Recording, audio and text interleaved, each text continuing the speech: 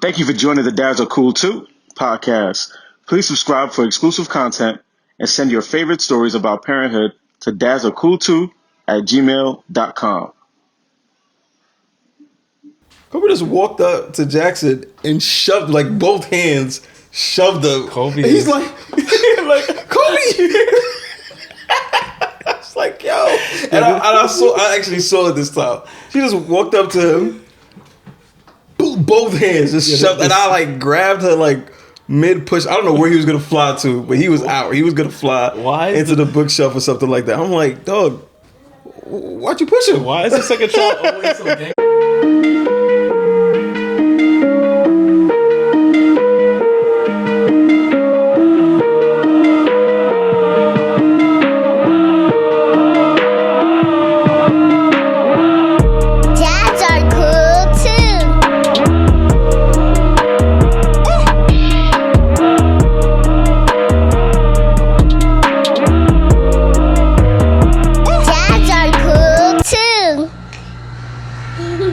What's up, everybody? Welcome to Dads Are Cool Too podcast. Welcome. I'm Timothy Havens. Nalon Reed, Dr. Nalon Reed. Thank you, baby. Thank you. All right. What it do? Let's go. Episode 3. Thank everybody for following, liking, subscribing, giving us 5 stars on all these platforms, and showing a lot of love. We appreciate all the love. Yeah, super facts, yo, for real. Like, keep following us. Instagram, Dads Are Cool Too with 3 O's. Twitter, Facebook. Everything, YouTube especially. You got the YouTube videos up as well. Yep. So please continue showing us the love. I really appreciate that. So we also have the Patreon account up. There's different tiers of ways you can support us, right? You might be able to get some exclusive material, some discounts on our merchandise, the stuff that we're wearing right now, as well as an opportunity to come on the show or something like that. So check it out and see what you want. Got a couple of surprises in store. Yeah, for sure. So how's your family been since the last episode? Yeah, we've been all right, man. We've been good. Everything is good, man. We still on that, semi-quarantine life. I think I told you that I published a paper a little while ago. Congrats on that, man. So that's really big. It was a lot of hard work, but we were able to do that. Yeah, you want to tell people a little bit about that, about the research that you did?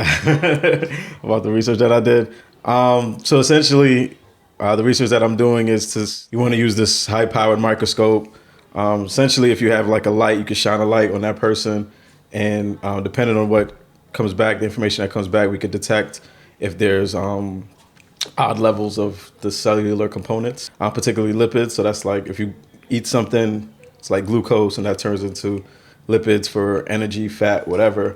But I think I remember that from science a little bit. but there's a way that that is formed, and then that it's released out of your cells. And if there's an abundance of it or too few of the lipids, then that means something's wrong. So previously there were a lot of invasive ways of doing that. Like you have to get a biopsy or something like that. A lot of people aren't comfortable with, which would lead to late detection of cancer. So what we're doing is doing something that hopefully would lead to a quicker and easier detection kind of cancer. Preventative. Well, yeah, maybe not preventative, but at least you can learn earlier if you have an issue, so the issue can get resolved quicker. So how about you? How's everything going with you? So the family's all good. Everybody's been still quarantined as much as possible, but a lot of the family's still been going to my mother's house so that we can take the kids, get in the pool. They loved it on the weekends. So that's what's up. Jackson is doing this like weird thing. My son is 2.5, and he's like reverting back to a baby. I don't know because his baby sister's around, and we see like he gets like a little jealous or whatever. But he walks up to us and is like, "Goo goo gaga." Like, dog, like, what do you, like, you speak English? Like, he's like, goo goo gaga. I'm like, what do you want? Goo goo gaga. But the only thing when it's like him and Kobe in the room together and something falls and we come in there, Kobe did it. It was Kobe, you learned. Probably, sir, Kobe did, daddy, Kobe did it. Peppa Pig voice. So do you think that it could be from YouTube? I don't know. Probably he watches a lot of that. Because some of the videos when they like have the younger children or the baby on there and then they want to act like him. I have no idea what he like. I know he watches Cocomelon. Sometimes he has the his little tablet, and sometimes I gotta take that tablet away from him. Yeah, because he be playing this Power Ranger game, and I'm like, it's a lot of fighting in this game. Like, and then he come back to us like talking about hiya. And it's cool when he do it to me, but he can't be hi-ya his sister or his mom, like kicking the hell out of them. But yeah, I don't know where he gets some of the stuff from. Like he's hilarious. He's an actor. And then sometimes, speaking of actor, his legs don't work sometimes. He's been walking since he was like maybe a week before his first birthday. But when you don't want to do something, especially when you don't want to go to his room and go to sleep, his legs just stop working. He's like I'm not moving. He like like, yo, at first it was funny. We're like, yo, what's wrong with this kid? And then it's like, then it gradually went to Jackson, what's wrong? Then it went to Jackson, use your words. And now it's just like, yo, get that. Yeah. I think sometimes the tablets, they like, depending on what games or they have on there, they start like acting like those things because that's what they see all the time. Because I know now that the girls, they do the same thing. They want to fight and all that because they're watching shows like DC Superhero Girls. Okay. With the actors. You know, even when PJ Maxx and they want to act like this. I'm this person. I'm that person. So I think that the shows that they're watching sometimes makes them change it. How is it trying to watch y'all shows? Like, are y'all able to watch shows or do you have to wait till they go to sleep? We can't watch anything. You can't watch. I can't even watch Jeopardy. Like for 30 minutes. That's all I want to watch is Jeopardy for 30 minutes at night. I love Jeopardy. Same. And they just come in there, they just sit on my lap, and they just be talking. I don't know what they be talking about, but I can't drown my kids out with Jeopardy. That's like crazy. Yeah, we don't really get to watch anything. And then by the time they do go to sleep, we're like so exhausted. Like I would say maybe once a month we get a good amount of shows in. Yeah, we definitely try to wait till like after 8 p.m., like after the kids are sleeping because it's too much going on. You send them to their room and you're like, oh, they're on the iPads, they're fine. 2 seconds later, you're like, all right, we're not gonna be able to watch this, babe. Pause. Try again so later. They go to sleep at 8? They actually go to sleep? No way. Not during we try to wait to like, because that's when they like winding down. Okay. So we can say, all right, go lay on your bed and you got the iPad. Either you could read a book or you could go on one of your games. Yeah. So today we have a special guest, a really good friend from college. We've been knowing each other for 16 years. It's my brother, Tivern Turnbull. And we're going to discuss with him his journey and his path to being a father and where he is right now as a father. Unfortunately, him and his wife had a few struggles with pregnancy and conceiving and keeping the baby throughout the duration of the pregnancy a few times. So that's an issue that a lot of men don't speak on, and we want to attack real issues on this show as well as like joking around and being jovial. But we want to have him on to just talk about it and educate us and educate everybody that's listening as well. Because speaking to him over the past few weeks after I asked him to join the show.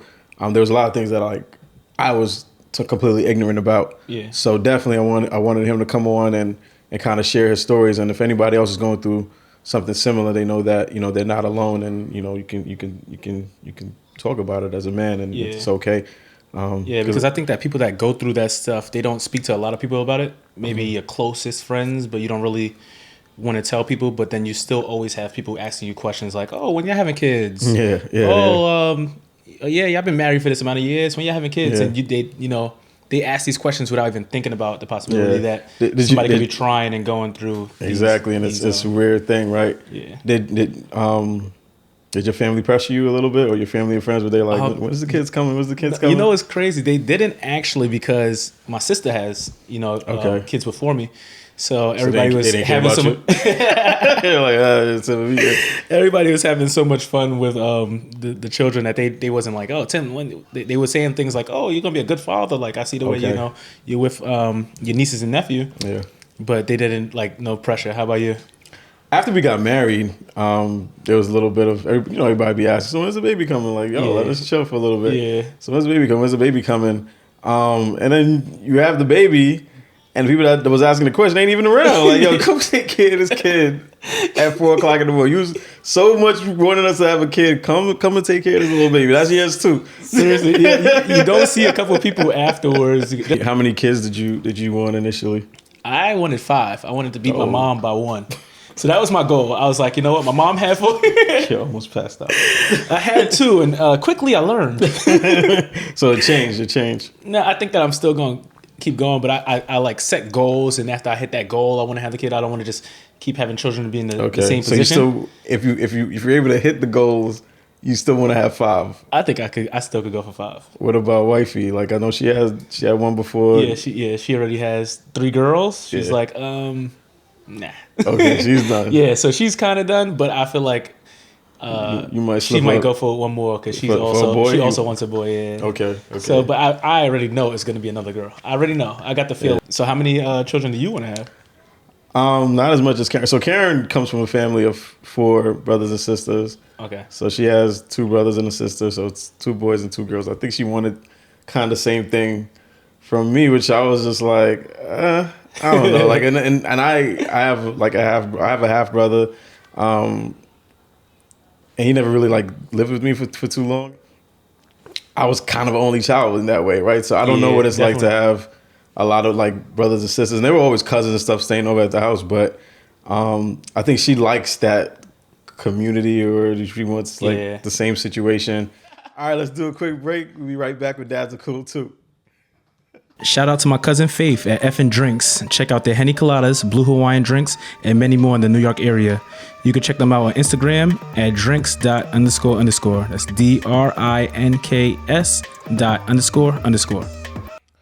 DRINKS.__. So last episode, we wanted our viewers to get a closer look into us, the host. For the most part, the past 2 episodes have been pretty jovial, but on this platform, we wanted to have the opportunity to talk to real dads and real fathers to be about real issues, right? And real things that they might be going through and have a real outlet. So, we all have an idea about the stats, the statistics about infertility between couples. I think about 50% of couples are actually infertile. 30% might be due to the man, which is pretty high. And the older the woman gets, the less likely she might be able to conceive. And then there's also these disparities with healthcare within the Black community, right? Whether it's higher risk at particular health issues, or even the way we're treated within the healthcare system. So for this episode, we want to kind of talk to how this struggle with conception and infertility might actually affect the man from a man's perspective. Although we do not hear much due to taboo about struggles with women conceiving and even going through for the full pregnancy, we hear even less from the men's perspective and how that might affect them. So today we have our special guest, Tivern Turnbull, when we come back to talk about his journey as a father, going from being married all the way to actually having a beautiful 1-year-old son now. We're going to take a break. We'll be right back with Dads Are Cool Too. Dad story. There's the meme where the baby pooped so bad that you wanted to throw the whole baby away. So I was watching Ari Alone for the Day. Mistake number 1. She had a onesie with jeans and pooped through her diaper. It went through her onesie and all over her back. When I attempted to take the onesie off, poop was all over it, and it got all on her head and some on her face. I literally brought her to the bathroom sink and sat her in there hoping the water would rinse everything off. Eventually got her clean, but definitely threw the onesie out. Goodness How did the poop get to her head? I have no clue, but I have questions for you. Hi, everybody. Welcome back to Dads Are Cool 2, episode 3. Thank you for sticking with us.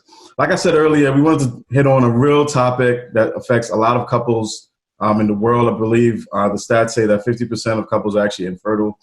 30% of that is actually due to males, right? So we wanted to bring on somebody that kind of went through that journey. Ended up being a good story because he actually has a son now.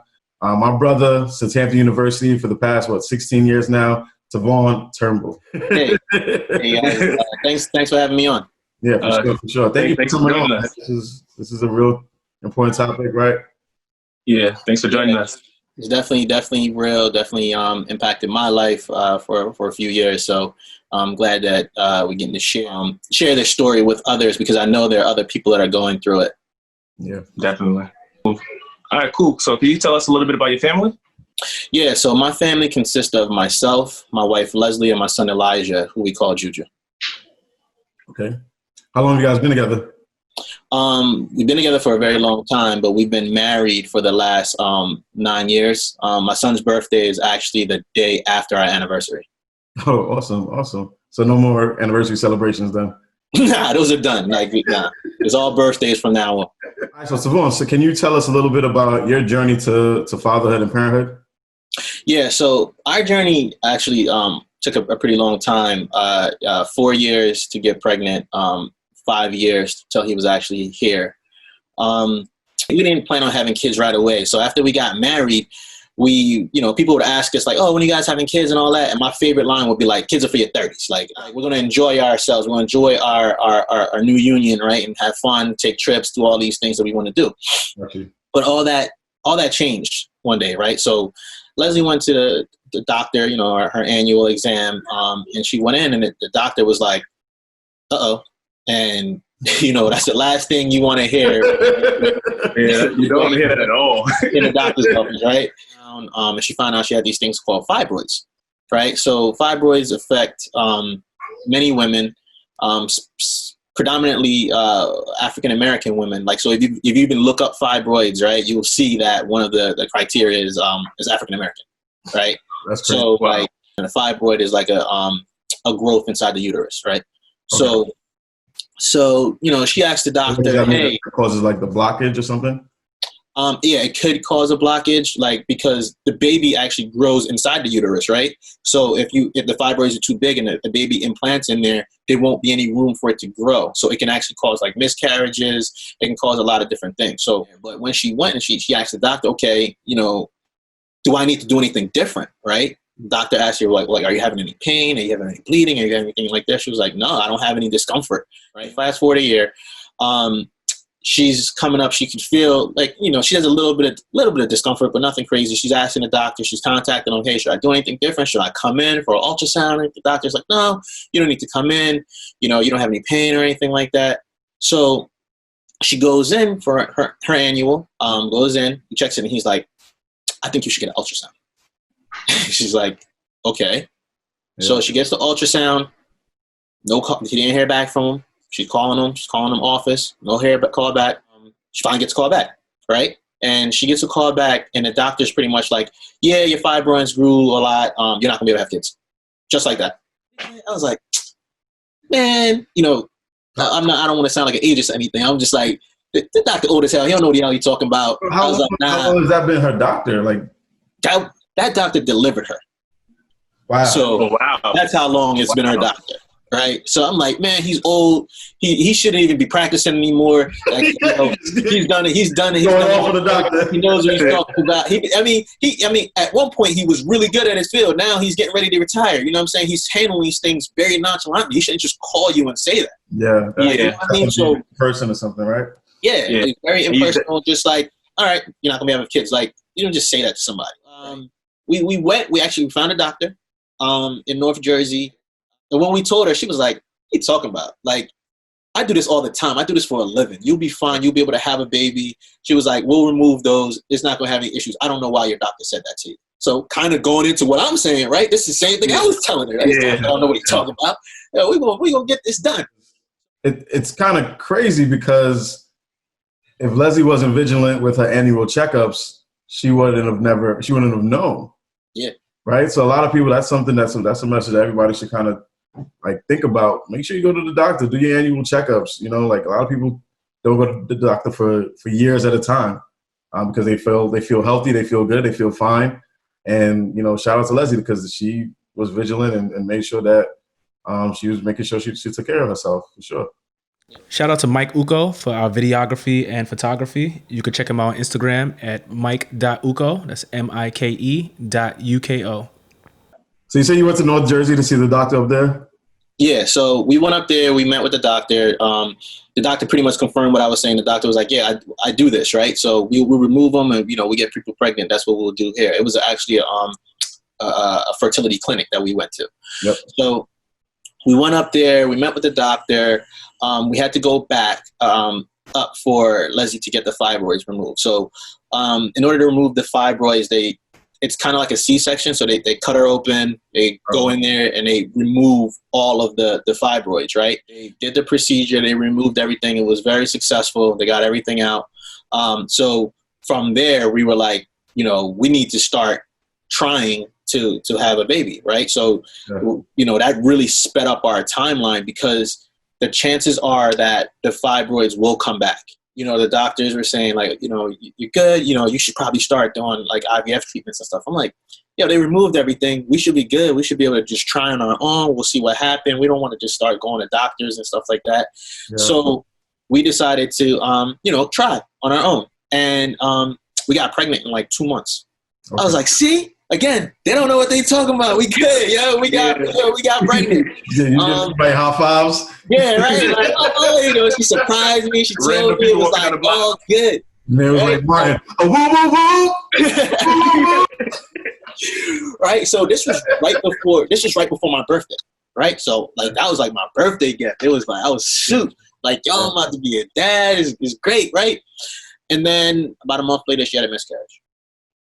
Wow. So that was like, that was pretty crushing. Like, it was like, wow. I'm like, okay, fine. All right, we had a miscarriage, let's get back on this thing. Let's get back on the horse, right? So I'm like, we'll start trying again, right? Yeah. So we're trying.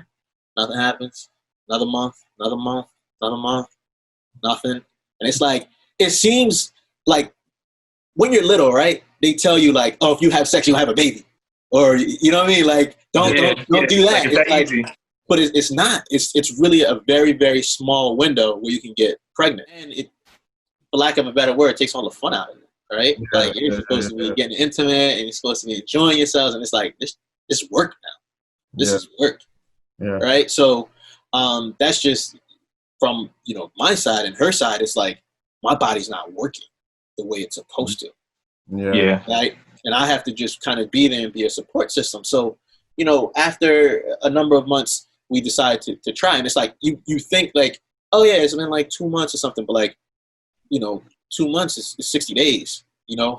4 months is 120 days that you're working on it. You start breaking it down and how many days and hours you're really thinking about this. And you only get one shot a month to try.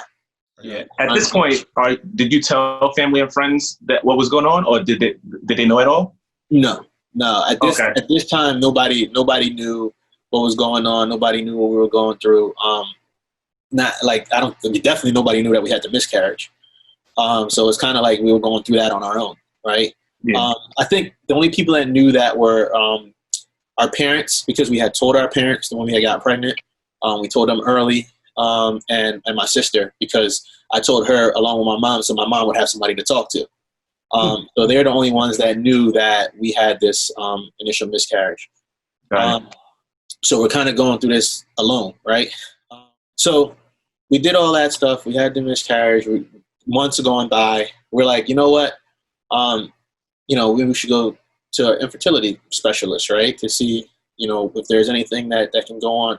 So we went, and mind you that like all the misconceptions in your brain and stuff like that, like I gotta go to a doctor to try to get pregnant. Like people get pregnant every day. It shouldn't be something. This is unnatural. You know what I mean? Like all this stuff is going through your head, and then you have people, family members, people that talk about it, like how bad it is and all this stuff. You have to. You eventually get to a point you realize like, man, my path is not the same as everybody else's path, right? My path is a little bit different.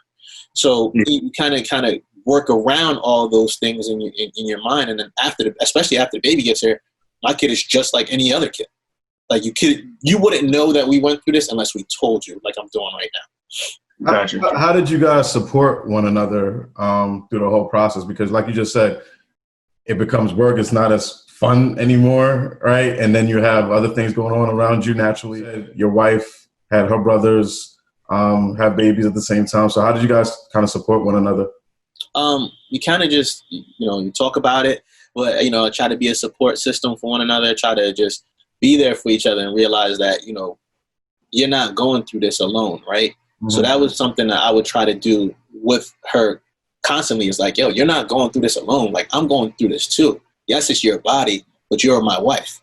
You know what I mean? She also joined like, different groups of women that are going through it, right? So that she has someone to talk to who can understand where she's coming from, right? Because as much as I'm kind of there for her and trying to be a support system for her, like she's kind of right. Like I don't get it, right?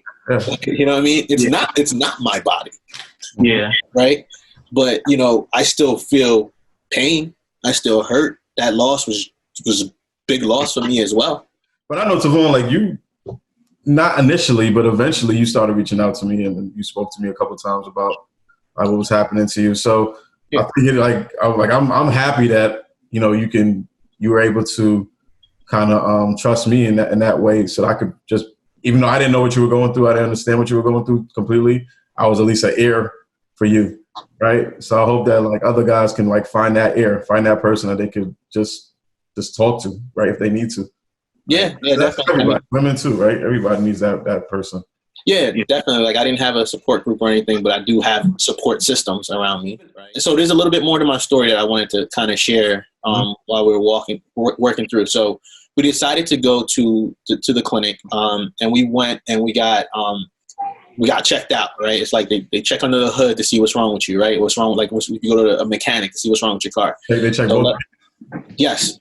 Mm-hmm. So they, Leslie, they did this dye test to check her fallopian tubes, where they inject dye into her body, and they see like, oh, everything's open. Your uterus is fine, it's healthy. So eventually, we got diagnosed with unexplained infertility. Pretty much, they don't know why we're not getting pregnant. Wow. Right. So she started us off with this a medication called Clomid. Right. So what Clomid does is it helps help you to produce more eggs, but it really only increases your chance of pregnancy by like 7%. So when you do Clomid with IUI, it increases your chances to like 14%, right? So eggs and more little people trying to get to those eggs. Yeah, right. So but I don't understand. So Clomid also like it helps you to produce more eggs. So like your normal cycle, you will release like one egg, right? So with Clomid, like the egg follicles grow longer and it starts to grow more eggs. So you can have like 2 or 3 or 4 or more, right? But they try to control the medication such that you only produce like 3 at the most. They don't want you to have too many because it increases your chance of having multiples. Okay. So because if you release multiple eggs and you have all the sperm going in there, the chances are they can fertilize all these different eggs that were released. And then And if you have twins or triplets, that's a higher percentage of miscarriage. Exactly. So they don't really want you to get pregnant with multiples because then the pregnancy becomes higher risk. Gotcha. So, but we did the first round of Clomid. I think it had like 3 eggs. We were like, yo, we about to have twins, yo, we about to, and it didn't work, right? Like, all right, it didn't work. Next time we did it with the IUI, same thing. Follicles looking good. It didn't work, right? So, and the more you do it, the percentage goes down. Oh wow! Right? So we had the optimal conditions, and both times they didn't work. Oh. So took a break. We're like, this is stressful. The more you do it, the more your percentages goes down. Like less likely you are to get pregnant. And it was kind of probably like more so like fair and all those things. Like, man, we get one more shot at this, and then they won't do it anymore. Yeah. So we decided to take a break, right? And we're like, you know what? We're just gonna take a break. I think we took a trip, did all this stuff, came back, and Leslie got pregnant. Right? So like without any type of help from the doctors, we just regular, she gets pregnant again. Mm-hmm. So we're like, yes, and this is around Leslie's birthday now, right? So the first time was around my birthday, this time is around her birthday. Like, great. A couple months later, she had another miscarriage. So, and it was terrible. It just, that one was, if I thought the first one was bad, the second one was worse. We had like, even though it was early, we were talking about names. We were like hoping we had like a boy. We had a name picked out, all that stuff. And like it was like people. Like, even after my parents knew again, right? So like I remember my mom saying like, "Oh yeah, it'll be okay afterwards. You'll have him." When she used the name, and I'm like, "Nah, that baby's gone, bro." Like, most people think like it's not a child yet. It hasn't been here, but like, no, the name, the kid, that's gone. I lost it. I lost a child. That's how I feel about it. Like, all right, let's take a break. We're still on break. We're like, let's go back to the doctor. We did this other round, not of Clomid, right? This other medication that they call injectables. So injectables would increase your chances by like a few more percentage. So like, with Clomid and IUI is like 14%. With Clomid and with the injectables and IUI, it's like it pushes up to like closer to like 20%, like 17%, right? But now the injectables is like It's crazy. Like it's an injection that she has to take every day, right? So it's a shot. So we decided to do those with IUI again. Now, like I said, now she's taking a shot every day. Yeah. And it didn't work again. You know, from the time she had her surgery to all these doctor's visits and stuff, it's like over a year we're trying to do this. So we decided to finally, like, you know what? We'll go up another step. We'll do IVF now. So, which is in vitro fertilization, right? Yeah. So we'll do IVF, and then just really quick on what IVF is. Essentially, is they retrieve a bunch of eggs from the body. They fertilize those eggs outside the body until they turn into an embryo, and then they implant an embryo back into the body for implantation. So one of those things that we also decided during this time is like, you know what? We're going to go to a different doctor. We've been going to this doctor. They are a really big practice. Every time we go, we see a different doctor. They were giving us different suggestions, saying different things to us. And they were like, a farm. Like you started there saying like, oh, like 50% of women and stuff like that. I don't know all the statistics, but you walked in there and it was a lot of women, a lot of couples, like just in there every day. You were just like a number, essentially. Yep, just a number. So Leslie actually did the research and found a different facility to go to, and we decided to change doctors. And for lack of a better word, we loved it at this new facility. The first time I went, the doctor was at the front desk. And he wasn't at the front desk because they didn't have staff. He was at the front desk because he wanted to know his patients. Yeah. Took her back, you know, made her feel real comfortable. Like even some of the stuff that I left out in the process, like Leslie had to get blood work done like every day. So she's taking blood work every day. She's getting injected with a bunch of different shots. Like she was essentially like just like a pincushion, being poked and prodded throughout this whole process. Mm-hmm. And the only thing that I could really do is be there, be a support system, and try not to make mistakes, right? And I got you. You're gonna make mistakes. You're gonna make mistakes. You're gonna say the wrong thing. You know, like you're just gonna. And we're very opposite. So I already annoy her on a regular basis based on my thought process. Things that I say. That must mean that you're married.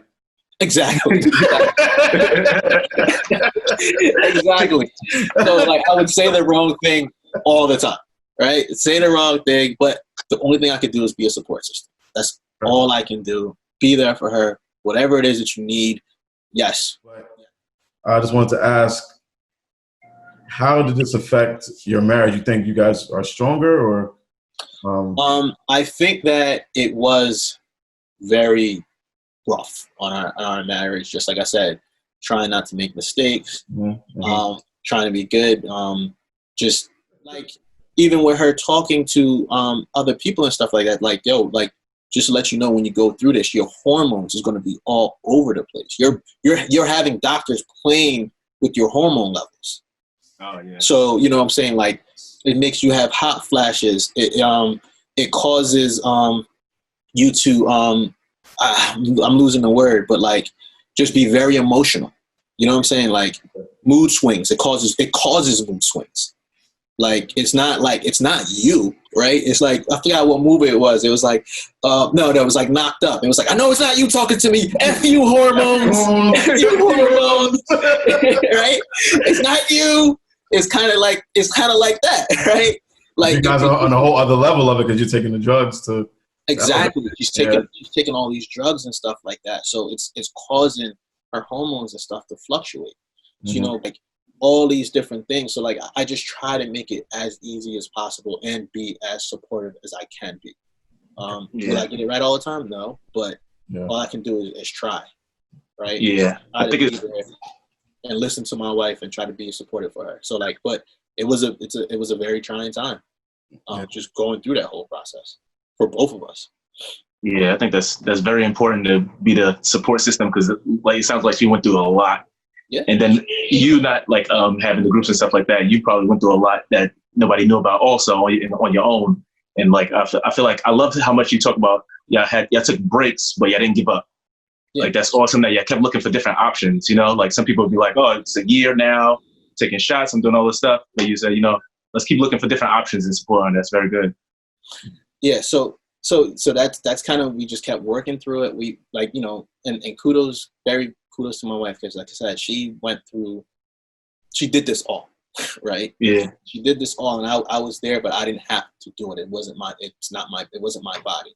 I was just there watching and supporting. Gotcha. Right. So we're going to this new doctor. He's great. We liked him a lot. He was cool. He was very supportive. You know, we did the whole process. We did the retrieval and stuff like that. So just real quick, they give you drugs, right, to make you produce more eggs and stuff like that. And then, so now it's not like 2 or 3 like when we did with the Clomid injectables. It's like 17, right? So you produce all these eggs, and then they retrieve them from the body, and then they fertilize them, and then they later on implant them, right? So we had, I think, like 17, like when we first started, eggs, and then I think 14 fertilized, and then you wait 3 days, and then you wait like 5 days to see how much you have left, like which ones are like the most viable ones. So like the end, we had like 11. And we had all of our at this point, they're embryos, right? They've been fertilized, they're embryos, they're like little babies growing. And we had all very, very healthy embryos. So like, if you look at it, like the chromosome mix up and all these things, I'm not gonna go too much into it. They were like, your babies are good. Like, they're very healthy, they're strong. You have like the best qualities. We had males and females. At this point, it doesn't matter to us, right? We want a healthy child. That's it. That's all that matters, is that our child is healthy. So we said, you know, let them pick. You guys pick whatever the best one is that you believe. That's the one that we'll do. So we went to the facility. So they take it and they put one of the embryos in, and they hope that it implants into the uterus, and then it grows. Right? We went out, we did it. We were like in there, like, oh yeah, it's gonna be good, and it didn't work. So it didn't work. So now we're at this point where, like, man, we're at IVF. IVF increases your chances up to like 40%, right? So like after the other ones, all those percentages that I gave you, it's like 40% chance of working. We went, you know, we're like crushed. So now we got to wait a whole another month. And like, do we want to keep doing this? And we went back to the doctor. The doctor we said was great. And he was like, no, I think you should do it again. Like, no, there was no reason that it didn't work. Sometimes it just happens. It doesn't work. Do it again. There's nothing wrong. I don't think you should do anything different. You should go back in. You should do it the same way. And the second time around, you know, Leslie was like, well, you can do a natural cycle where they don't give you a trigger shot to make you ovulate, and you just track your progress. But that requires you to do blood work every day and stuff like that to see when you're going to ovulate in the optimal time. So, but it's like, now you're like, my body's been failing me this whole time. Mm-hmm. Like, do I trust my body to do a natural cycle, or do I go with the doctors and do it? And we decided to trust her body, even though it's been this whole time and not working. You know, we're like 4 years in now through the whole process, and we go back, we do the natural cycle, and it works. She gets pregnant. Got you. She takes all these pregnancy tests, and she don't tell me, because we're supposed to do blood work to find out if she's pregnant or not.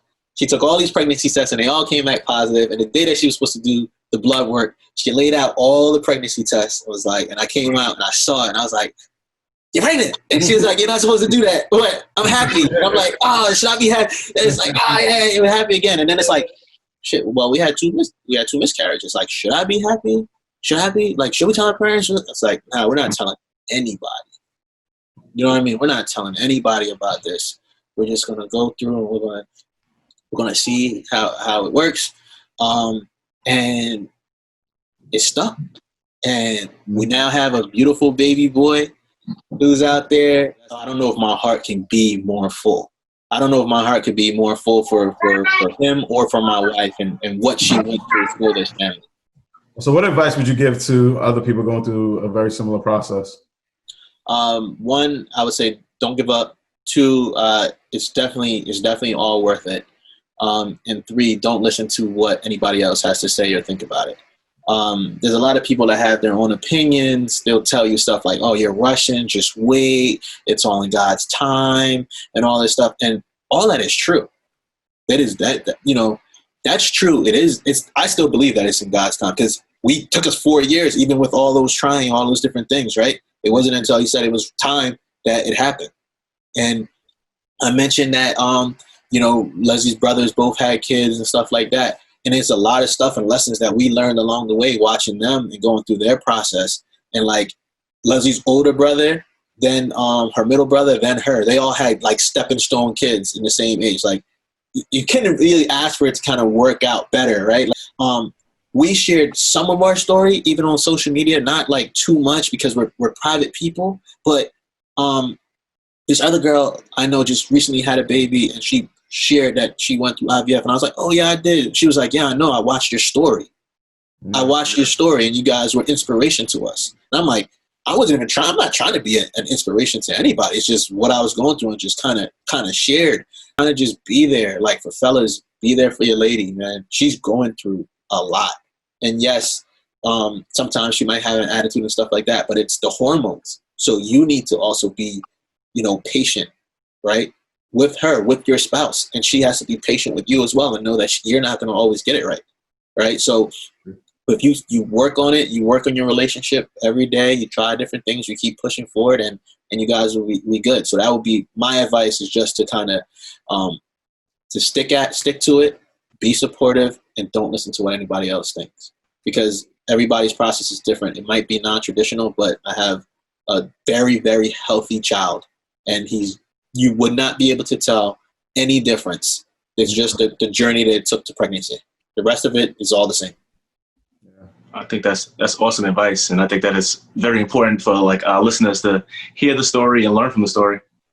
And anybody that's going through it, they're definitely going to learn from this, because I learned a lot. Yeah, if it can help one person, I'm happy.